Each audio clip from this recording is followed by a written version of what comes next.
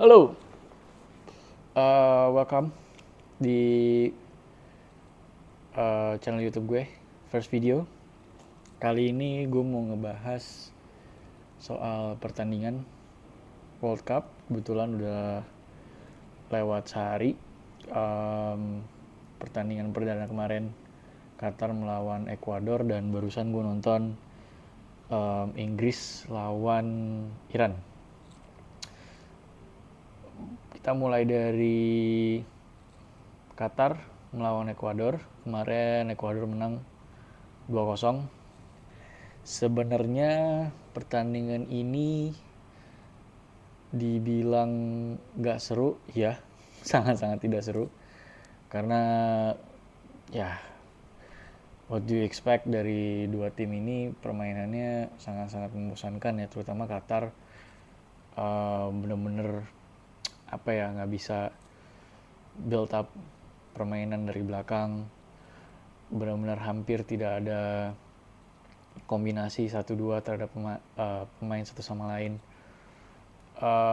Ya mereka terkadang bisa menguasai bola di tengah dari belakang, tapi ketika sudah nyampe di 3/4 bagian Ekuador, 3/4 lapangan itu sudah hilang bola. Antara Ekuadornya bisa mengambil alih bolanya atau memang Qatarnya tidak mampu untuk build up set play. Dan Ekuador menang 2-0 berkat pemain dari Fenerbahce, yaitu Enner Valencia. Dan untuk gol pertama itu dicetak melalui titik putih ya. Kita lihat memang itu penalti. Dan untuk gol kedua sundulan yang cukup keras dan di pojok, which is itu good goal, good assist,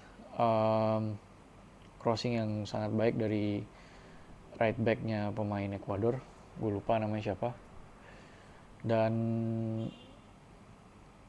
untuk Ekuador sendiri ini tercatat 5 gol sebelum pertandingan ini itu memang dicetak oleh Enner Valencia. Jadi memang pemain ini sempat pindah ke West Ham, bermain di West Ham Premier League, lalu sempat hilang di beberapa tahun yang lalu, kembali lagi ke Fenerbahce, dan sekarang tercatat belasan gol ya, udah 2 digit yang dia cetak di Liga Turki di Fenerbahce. Dan untuk gue mau bahas satu gol yang dianulir ya. Jadi kalau kalian ingat, itu pernah kejadian pada saat Final Champions League tahun lalu, Real Madrid lawan Liverpool.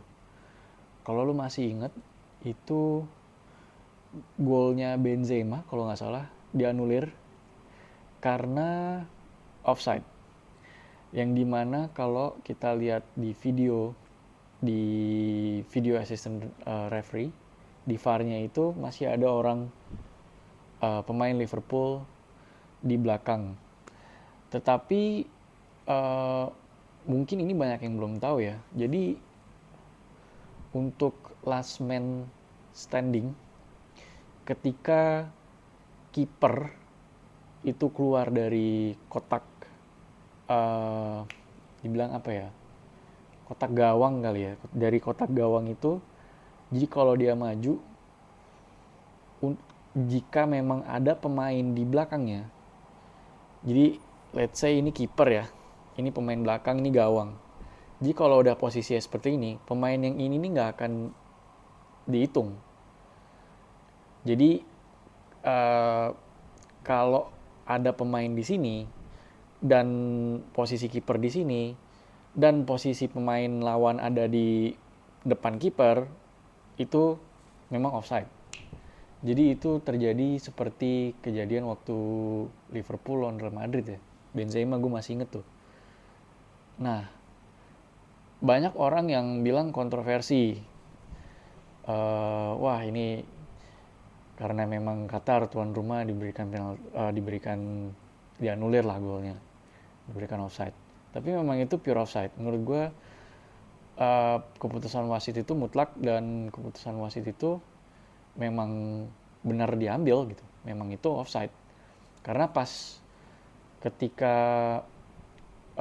terjadi perebutan bola ya, pas si kipernya itu mau ambil, itu ada pemain Ekuador kalau nggak salah Ener Valencia atau siapa, kakinya itu melebihi dari si kipernya ini. Padahal masih ada pemain belakang, pemain belakangnya dari Qatar. Tapi memang itu offside karena pemain belakang itu seperti yang tadi gue jelasin nggak kehitung gitu. Jadi itu pure offside. Dan gue rasa salah satu alasan gue pengen nonton di pertandingan perdana kemarin adalah memang banyak yang bilang wah ini akan terjadi intrik antara referee atau uh, pihak Qatar atau pihak Ekuador juga, karena kita tahu Qatar adalah tuan rumah pada saat ini. Dan kemarin kalau gue lihat sepanjang pertandingan, kebetulan gue lumayan, pas gue lihat wasitnya gue lumayan tahu gitu karena dia wasit Serie A ya, Dani Leorsato. Sering banget gue lihat di pertandingan-pertandingan besar Serie A dia memimpin, dan kemarin referee-nya cukup fair kalau menurut gue. Cukup adil, tidak ada intrik di situ.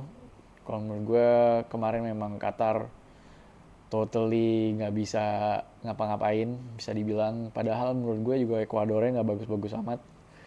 Jadi memang kemarin pertandingan yang sangat-sangat membosankan. Tapi gue pengen gue nggak mau kelewatan untuk pertandingan perdana karena gue pengen tahu euforianya seperti apa.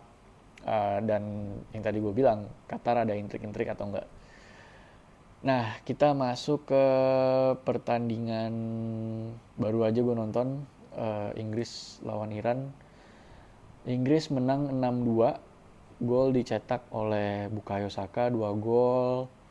Lalu Sterling, Jude Bellingham, sama Rashford ya kalau nggak salah. Rashford, dan 2 gol dicetak oleh Taremi dan Asmun. Sorry, dua-duanya Taremi. Satu penalti, ya. Jadi gini ya, terlepas dari skor 6-2. Oke, Iran memang bukan kelasnya Inggris kalau menurut gue. Tapi yang perlu dicatat di sini adalah pemain belakang Inggris itu 4 back ya. Mereka ada Luke Shaw,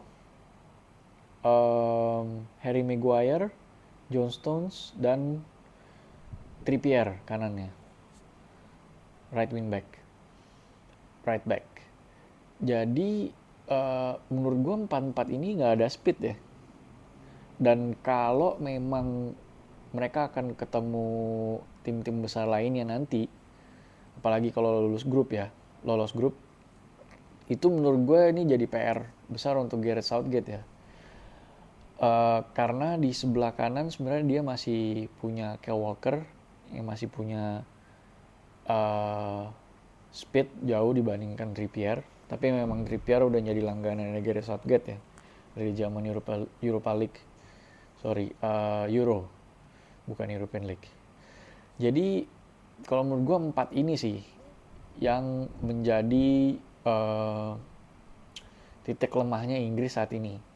Karena ketika lo ketemu tim-tim besar, mungkin ketemu tim-tim kayak Prancis atau even Belanda yang punya speed depannya, menurut gue itu akan keteteran sih. Tapi we'll see, itu cuma di atas kertas, mereka lambat. Kalau Gareth Southgate memang menerapkan sistem pertahanan yang solid, ya mungkin susah juga di untuk di explore. Cuman di sini gue mau, menurut gue ini pemain yang sangat-sangat menonjol ya. Itu adalah Jude Bellingham. Jadi Gareth Southgate memakai formasi 4-2-3-1. Dua pivot, Jude Bellingham dan Declan Rice. Tiganya itu di belakang striker Harry Kane, ada Sterling, Mason Mount dan Bukayo Saka. Strikernya Harry Kane. Dan di sini double pivotnya Jude Bellingham dan Declan Rice. Menurut gue Declan Rice bermain lebih ke defensif, dan Jude Bellingham bermain lebih mobile. Jadi dia maju ke depan dan mundur ke belakang juga, membantu penyerangan dan membantu defense. Dan sepanjang 90 menit menurut gue salah satu pemain yang sangat-sangat konsisten adalah Jude Bellingham ya. Wow, ini pemain walaupun terlepas dari lawannya masih Iran, tapi wow, ini pemain sih menurut gue punya prospek yang sangat bagus, dan mainnya sangat mobile, sangat dynamic, membantu pertahanan jago, membantu untuk penyerangan juga jago. Jadi dia coming from behind, di mana itu dibutuhkan banget ketika lo bermain lawan tim seperti Iran, karena di babak pertama Iran sangat ini ya, pertahanannya itu sangat low block kalau bisa kita bilang.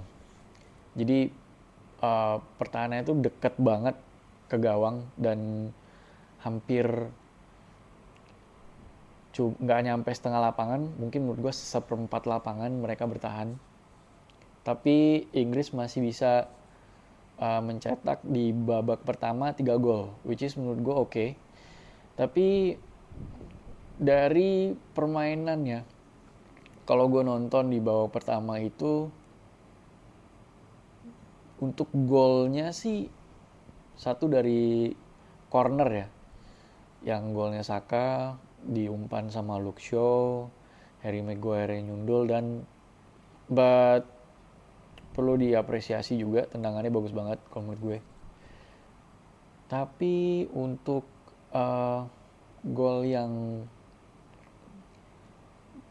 gol pertama itu Luke Shaw juga umpan dan di heading sama Jude Bellingham. Itu gol yang bagus juga. Finishingnya oke.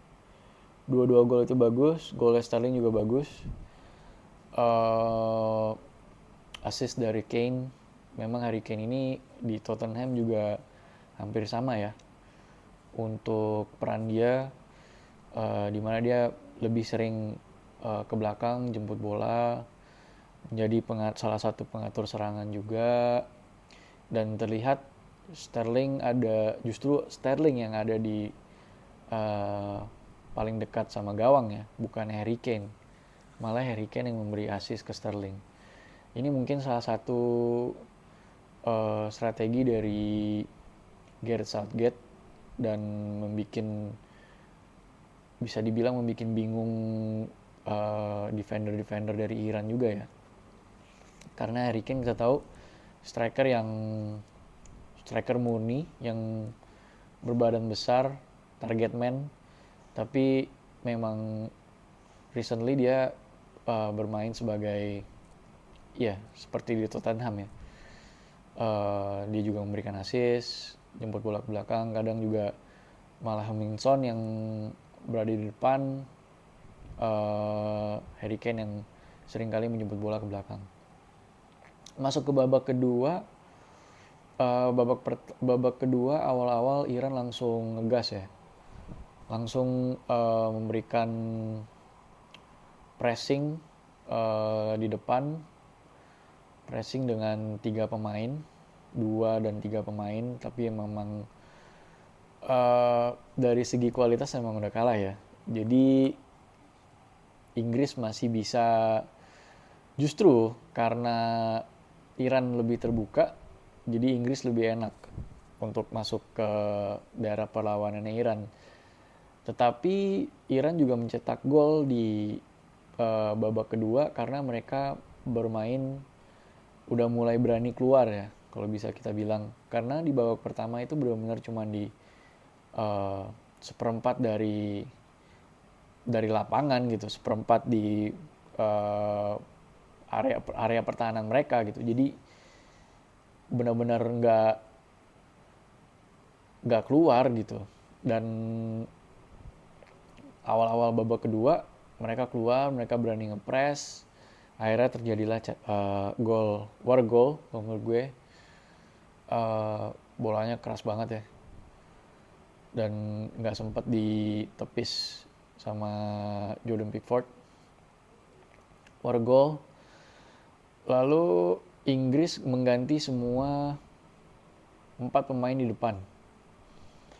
Mason Mount, Sterling, Bukayo Saka dan Kane digantikan oleh Callum Wilson, Jack Grealish, Rashford dan Phil Foden. Di sini membuktikan ya bahwa pemain-pemain depan Inggris ini menurut gue gap antara pemain inti dan pemain cadangan itu, pemain cadangan pun masih bagus gitu. Jadi ini menurut gue salah satu senjata untuk Southgate, dimana kalau memang mereka menemukan kebuntuan in the future games, mereka bisa mengganti pemain yang memang kualitasnya masih oke gitu. Dan Rashford first goal in the World Cup, what a player menurut gue. Golnya bagus, di capping bola, defendernya kelewatan, keren menurut gue. Dan baru banget dia masuk, I think it was his first touch ya. Iya, kayaknya first touch dia langsung dia nyetak gol. What a player, keren. Dan Iran mendapatkan gol terakhir penalti, sempat dicek VAR sama referee dan memang penalti ya, terjadi ditarik bajunya sama John Stones kalau nggak salah. Penalti Taremi itu cetak dari kotak penalti, cetak gol dan 6-2. Dan yang gue mau highlight di sini, kayaknya ini pertandingan terpanjang di sepanjang gue nonton bola ya. Babak pertama itu 14 menit injury time-nya. Babak kedua itu 10 menit. Jadi kalau kita total itu ada 114 menit. 2 babak tuh. 6 menit lagi udah 120 menit. Udah kayak perpanjangan waktu kan. Extra time. Jadi ya tapi cukup fun. Bentar lagi ada Belanda lawan Senegal. Besok gue akan bikin reviewnya. Belanda, well, menurut gue dia bisa nyampe ke semifinal ya di Piala Dunia kali ini. Melihat sebenarnya di atas kertas skuadnya tidak ada bintang, tapi kalau menurut gue justru itu ya yang menjadi motivasi mereka karena bermain tanpa beban. Dan mereka bermain sangat baik recently di Nation League, di bawah Van Gaal. Mereka bermain cukup baik. Jadi kalau menurut gue Belanda ini bisa sampai ke semifinal kalau menurut gue. Dan Senegal kehilangan Mane ya. Menurut gue itu kehilangan yang bukan seperti lo kehilangan Benzema di Prancis, karena Prancis banyak banget pemain yang bisa menggantikan peran dan menggantikan posisi. Tapi kalau udah Mane sih menurut gue, apalagi Senegal ya, itu kehilangan yang it's a big loss. Kehilangan yang benar-benar gue kalau jadi pelatihnya juga kayak wow. Tapi ya it is what it is. Jadi Mane nggak akan bertanding di World Cup kali ini. Begitu juga Salah ya. Salah dan Firmino memang nggak dipanggil. Kalau Mesir kayaknya emang nggak masuk. Jadi trio Liverpool yang kita tahu, Firmino, Salah, dan Mane, yang deadly trio memenangkan Champions League, itu nggak ada yang bermain di World Cup. Such a pity, such a waste. Tapi kita tunggu. Gue sih nunggu banget ya pertandingan Belanda melawan Senegal. Gue pengen banget ingat Belanda main seperti apa di World Cup. Mengingat pemain-pemainnya memang masih banyak yang minim pengalaman ya. Kalau kita kilas balik di 2010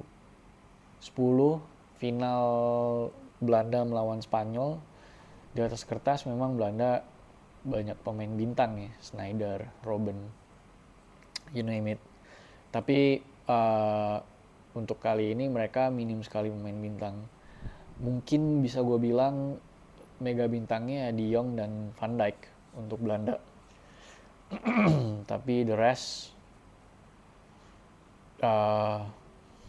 Depay udah menurut gue enggak. Ya, sisanya pemain-pemain yang mungkin bermain dengan tanpa beban, semangat tinggi. Jadi kita lihat surprise. Gue sih berharap banget ada elemen of surprise-nya di setiap pertandingan-pertandingan Belanda. Bukannya gue dukung Belanda, tapi salah satu tim yang gue sorot, dan Argentina ya. Semua orang